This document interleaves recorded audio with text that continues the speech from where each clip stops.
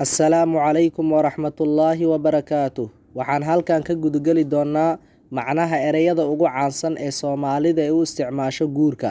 Fadlan haddii aad nagu cusub tahay channelkan subscribe saar, like garee, asxaabtaadana la sii wadaag.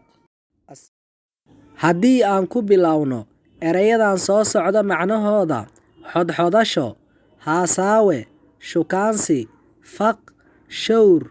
Waa ereyo isku mid ah, balse mid walba uu leeyahay macno aad u qoto dheer. Raggu talaabta ugu horeysa ay guurka ka bilaabaan waa xodxodasho ama haasaawe sidaad u taqaanba. Xodxodashadu macnaheedu waa in qof dumar ah oo la jecel yahay ama guur laga doonayo hadal soo jiidasho oo saameyn weyn leh in lagula hadlo. Haasaawe waa sheeko maaweelo leh oo laba qof ama ka badan dhex marta. Sidaas darteed haasaawuhu wuxuu noqdaa sheeko nin iyo naag isku xodxodanaya dhex marta. Shukaansigu waa qalqaalsasho. Faqna wuxuu noqdaa hadal hoos la isugu sheego. Shawrku waa kulan qarsoodi ah oo arrimo gaar looga wada hadlayo.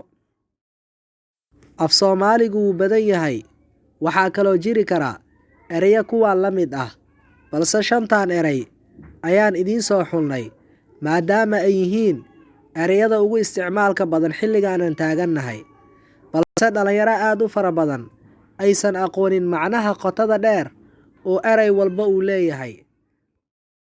Fadlan haddii aad channelkan ku cusub tahay, subscribe saar, gambaleelkana daaro si fiidiyowyada cusub aad u hesho. Haddii fiidiyowgan uu ku cajab geliyeyna, like saar, share gareyna.